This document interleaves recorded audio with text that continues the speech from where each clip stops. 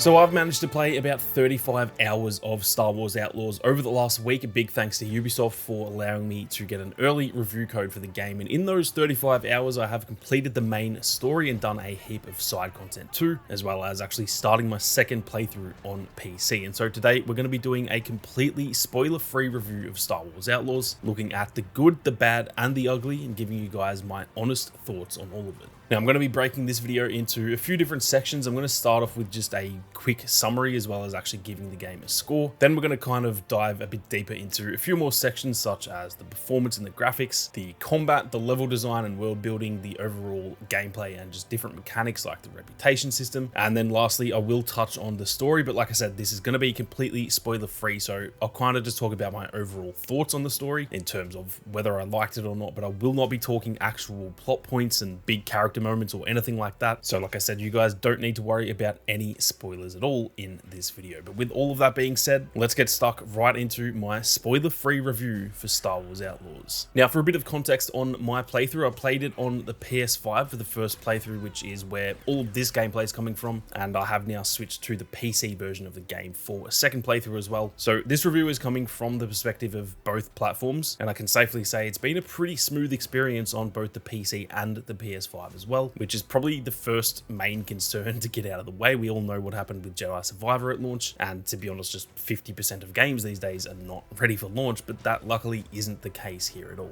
Now, if I had to kind of sum up my thoughts on the game overall before we get into each different section, I will say I've really enjoyed my time with Outlaws so far. I think it's a very solid Star Wars game that manages to stand on its own two feet without really needing to have established characters in the game, albeit there are some like Jabba and Kira, of course, but both of those characters could easily be replaced by any random underboss, and I do think the game would still be just as good, which I think is important, that it's not just relying on pre-existing characters and nostalgia. It does have its own identity as well. I'm fairly confident in saying that if you are a Star Wars fan and you enjoy single-player games, I do think you are going to like this game. Now, I can't speak for everyone, of course, but I think the majority of those people will most likely enjoy the game, and I think the only variables are going to be pretty much to do with how much people actually like it. Some people will most likely see this as a genuine 10 out of 10, their perfect Star Wars open world experience that they've wanted since they were a kid, while others might see it as more of a 6 or a 7 out of 10, maybe lacking in a few areas that it could have done better. But I do have a feeling that most people who actually play the game from start to finish will honestly end up enjoying it overall, and that's not including those who just watch one video on it and decide it is the worst video game ever made.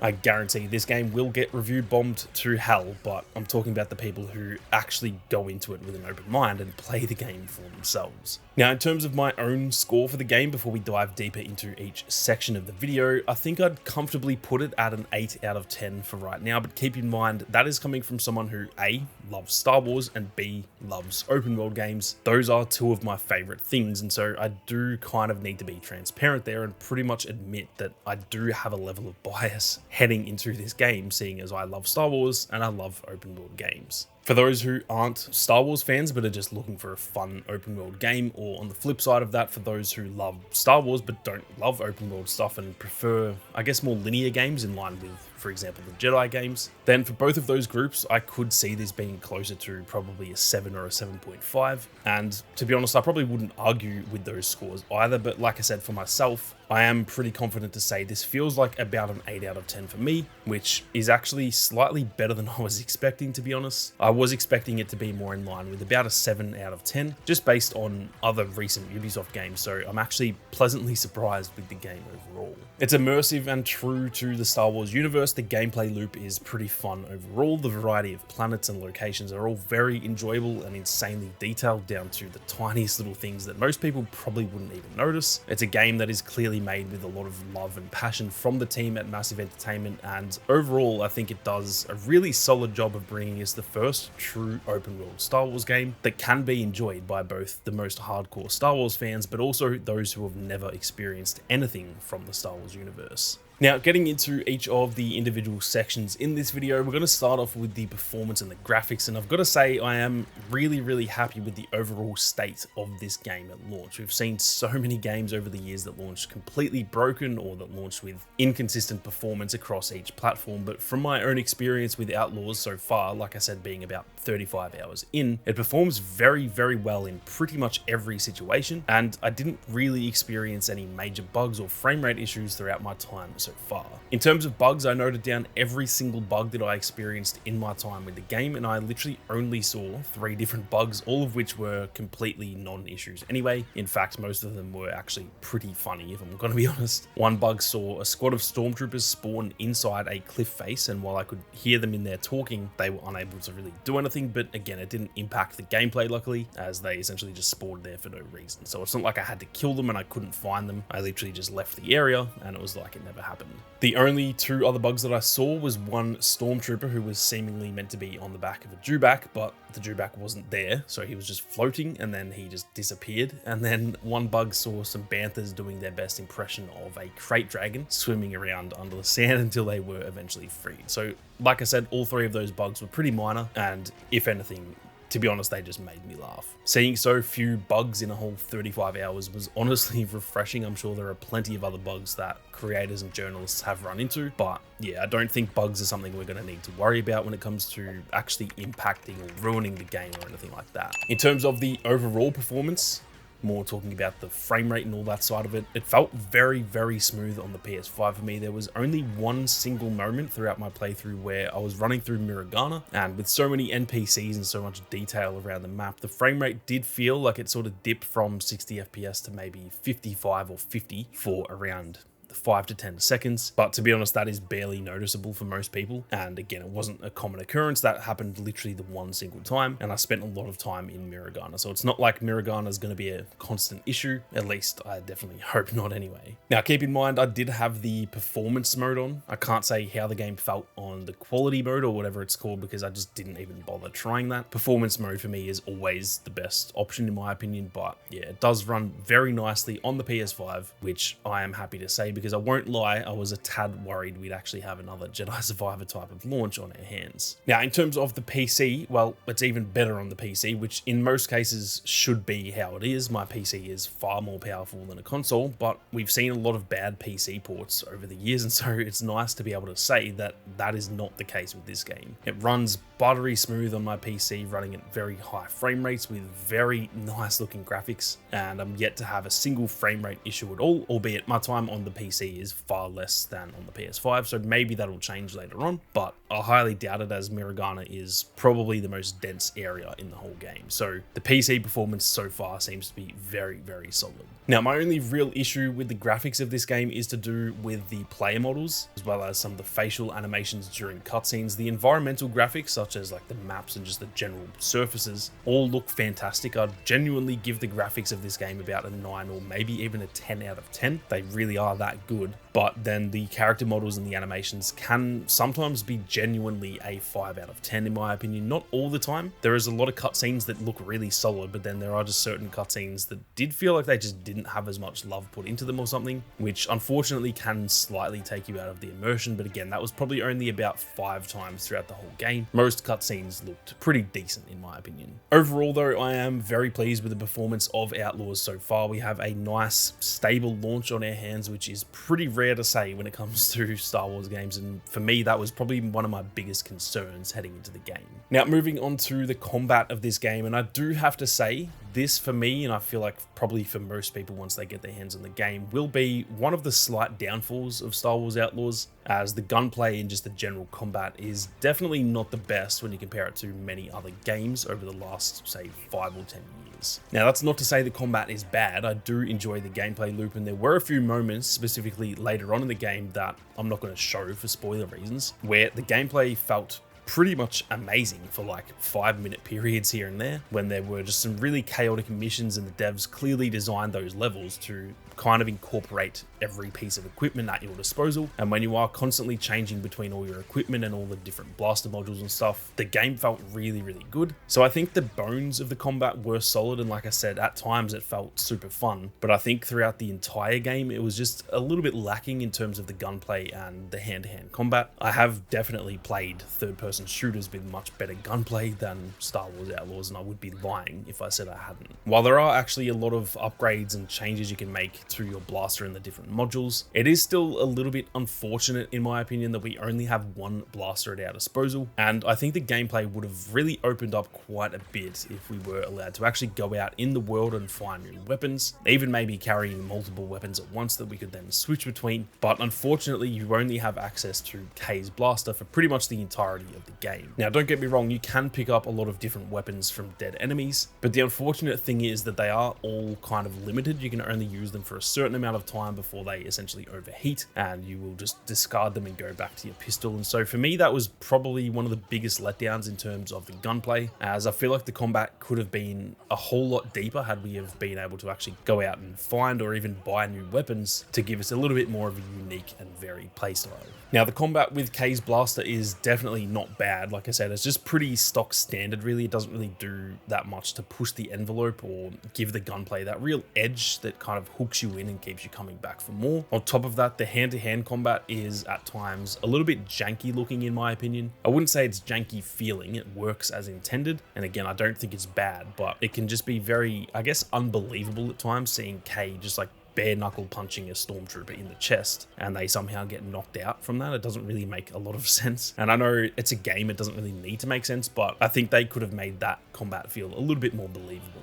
I think having some sort of riot baton or really just any kind of melee weapon might have made the combat a little bit more enjoyable for me. You are able to get essentially a shock prod later on in the game to take down harder enemies, and even just having that as our primary melee weapon might have made that actual hand-to-hand combat just a little bit more enjoyable. Maybe even having to upgrade it for those stronger enemies so that there's still something for us to upgrade later on in the game. Overall though, like I said, the combat isn't bad, it's just okay. It gets the job done, and I guess that's really all the game needed. But I think this is probably one of those areas that for me held the game back from being that potential 9 out of 10 or even a 10 out of 10 type of game where, yeah, sure, the combat is all right, but if the combat was amazing, the whole game may have been improved because of it, and I might be sitting here telling you guys the game has potential to win Game of the Year. So I do think the combat overall could have just been upgraded just a little bit at the end of the day. Moving on to what I think is probably the best part about this game, the level design and the world building, and I have to say I have essentially nothing to say here other than absolute praise for the team that worked on these planets, the environments, and even just the overall lore and the little detail of each different location in the game.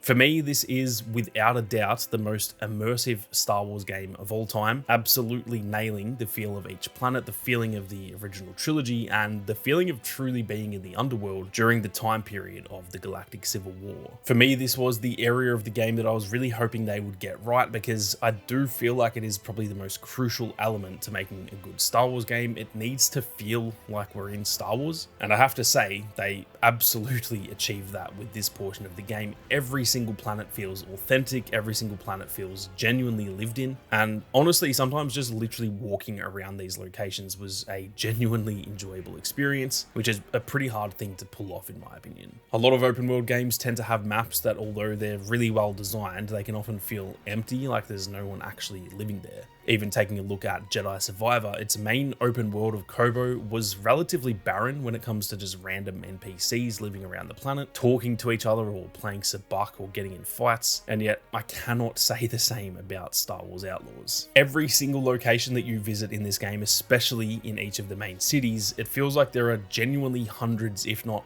potentially thousands of NPCs that are just doing their own thing, but they're also not just aimlessly walking around either. Walking into any cantina, you'll find people at the bar getting a drink, you'll find shady deals being done or people brokering contracts, you'll find people over in the corner betting on farthier races or playing sabacc, you'll find people simply sitting at a booth and having a drink with each other, and it genuinely does feel like you've walked into a real life location, not just some room that was built for a video game. Outside of the main cities though, there is also also still plenty to see and do, from territories owned by different syndicates to places under Imperial control, and even just plenty of open fields that are filled with wildlife roaming around. It really does feel lived in, and to me it made the game so much more immersive and enjoyable, especially as someone who plays a lot of open world games. If you are one of those gamers who loves just wandering around and getting lost in the world, then I really do think this is the perfect game for you, even after finishing the main story and doing enough side content to actually max my reputation with 3 different syndicates. There is still probably about half of each planet that I actually haven't even come close to exploring just yet,